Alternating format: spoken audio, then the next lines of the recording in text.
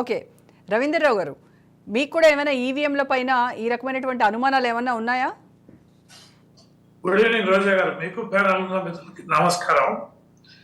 అంటే అనుమానాలు లేకపోలేదు, ఖచ్చితంగా ఈవీఎంల మీద అనుమానాలు చర్చలు ఉన్నాయనేది వాస్తవం. కానీ ఇక్కడ రోజా గారు గమ్మత్తైన విషయం ఏంటంటే, ఎవరికి నష్టం వచ్చినప్పుడు వారే మాట్లాడతారు, అవకాశాలు గెలిచినప్పుడేమో మాట్లాడు, ఈవీఎంల మీద చర్చ ఉండదు.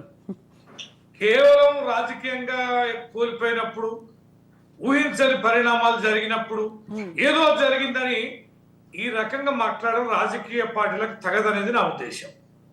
ఫర్ ఎగ్జాంపుల్ రోజా గారు, నేను మొన్న మహారాష్ట్ర ఎన్నికలకు 10 రోజుల ముందు విదర్భ ప్రాంతం, నా క్యూరియాసిటీ కోసం నేను మా వినోద్ కుమార్ గారు కలిసిపోయినాం. చాలా ప్రాంతాలు తిరిగినాం.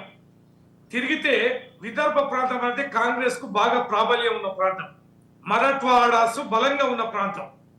కాంగ్రెస్ వాళ్ళని మేము కలిసి జనాన్ని కలిసినప్పుడు ఒక రకమైన అనుమానం వాళ్ళే వ్యక్తం చేశారు. మేము అనుకున్నాం కానీ ఎందుకు అనుకూలంగా లేదని, ఆర్ఎస్ఎస్ వాళ్ళు ప్రతి గ్రామంలో చాలా కఠినంగా పనిచేస్తుందని, బీజేపీ కూటమి చాలా పకడ్బందీగా పనిచేస్తుందని, తర్వాత బీసీ పోలరైజేషన్ బాగా చేసిందని, 1500 రూపాయలు మహిళలకు వేయడంతో మహిళలందరూ బాగా ఆకర్షణీయమైందని, కాస్త గెలుపు మాకు సందేహం ఉందనేది 10 రోజుల ముందే ఇదే కాంగ్రెస్ పార్టీ, ఇదే విదర్భ ప్రాంతం అంతా కూడా అనుమానం వ్యక్తం చేసి, మీ ప్రజలకు వెళ్తే కూడా తెలిసిపోయింది, మాకు క్లారిటీ వచ్చేసింది. అమ్మ, ఈ ప్రాంతమే కాంగ్రెస్ ఇంత బలహీన పడిపోతుంది, ఇక కాంగ్రెస్ కూటమైతే నాయకులు లేడు, పట్టించుకుంటూ లేరు, పైసల ముచ్చట లేదు, కోఆర్డినేషన్ లేదు, పోలరైజేషన్ జరిగే దాన్ని బ్యాలెన్స్ గా వర్కౌట్ చేసే సిస్టమ్ లేదు, పోల్ మేనేజ్మెంట్ వీళ్ళది ఎంత బలహీనంగా ఉందో, వాళ్ళు ఒక్క ఇంచ్ కూడా వదిలిపెట్టలే బీజేపీ కూటమి.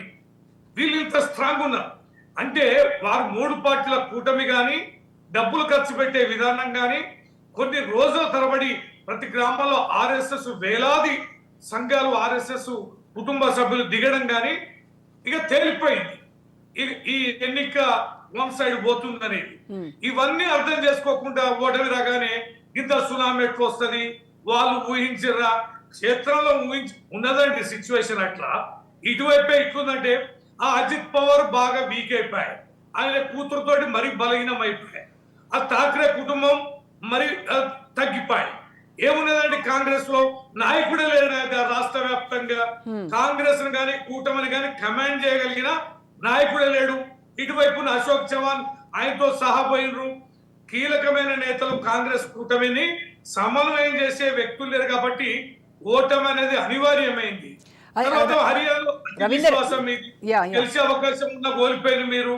ఇవన్నీ నేననేది ఏంటంటే, మీకు నష్టం జరిగినప్పుడు, మీరు ఓడిపోయినప్పుడు, ఈవీఎంల క్యాంపెయినింగ్ జరిగిందని ఇక గగ్గోలు పెడితే జనం మెచ్చేటట్లేదు, జనం మద్దతు లేదు. జనాన్ని మెచ్చగలిగి ఒక ఉద్యమ రూపం తీసుకొచ్చి బ్యాలెట్ సిస్టమ్ రావాలంటే రవీంద్ర గారు, ఉండాలి. రవీందర్ గారు, మీరు అన్నారు కదా విదర్భలో మీరు వెళ్ళి అక్కడ తెలుసుకున్నటువంటి పరిస్థితులన్నీ చెప్పారు కదా, అంటే బీజేపీ చాలా ప్లాన్డ్గా వాళ్ళ పోల్ మేనేజ్మెంట్ కావచ్చు, లేకపోతే వాళ్ళ ఎన్నికల ప్రచారంలో దూకుడు కావచ్చు, ఇవన్నీ కూడా వాళ్ళ గెలుపుకు కారణమయ్యాయని చెప్తున్నారు. మరి అదే పరిస్థితి రేపు తెలంగాణలో కూడా మోడీ చెప్పారు, జనాల్లోకి వెళ్ళండి నేతలందరూ అని చెప్పేసి చెప్తున్నారు. వాళ్ళు కూడా చాలా విగరస్గా ఇక్కడ ప్రజల్లోకి వెళ్ళడానికి ప్లాన్ చేసుకుంటున్నటువంటి పరిస్థితి. మరి రేపు బీజేపీ పరిస్థితి ఏంటంటారు తెలంగాణలో? ఇవన్నీ మా స్టడీలో భాగమే కదా.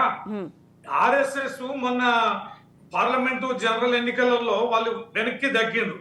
ఏదో బీజేపీకి ఆర్ఎస్ఎస్ కు గ్యాప్ వచ్చి వాళ్ళు తగ్గడం వల్లనే నార్త్ ఇండియాలో చాలా కోల్పోయింది. ఇప్పుడు వారిద్దరి మధ్య ఏదో బలమైన సమన్వయం జరిగింది. అందుకని హర్యానాలో, మహారాష్ట్రలో గెలుపులో అగ్రభాగం ఉన్నది ఆర్ఎస్ఎస్ పాత్ర. రేపు తెలంగాణలో కూడా ఉండదనేది కాదు, ఈ ప్రమాదం ఖచ్చితంగా తెలంగాణలో పొంచుకొస్తారు.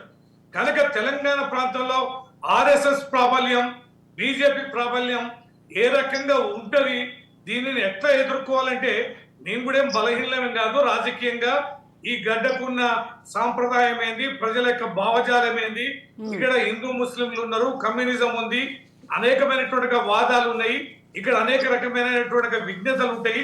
ఇవన్నీ కూడా మేము కలుపుకొని వీటిని సమన్వయం చేసుకుంటూనే ఆ మహమ్మారిని ఎదుర్కోవడానికి కావాల్సిన పకడ్బందీ వ్యూహంతో మేము ఉండేందుకే మేము చాలా దూరదృష్టితోటి పకడ్బందీగా ఆలోచనలో ఉన్నాం.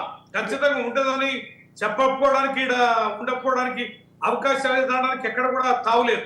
రైట్. ఖచ్చితంగా నెక్స్ట్ వాళ్ళ టార్గెట్ తెలంగాణనే ఉంటుంది. ఓకే రవీందర్ గారు, లక్ష్మణ్ గారితో మాట్లాడదాం. లక్ష్మణ్ గారు,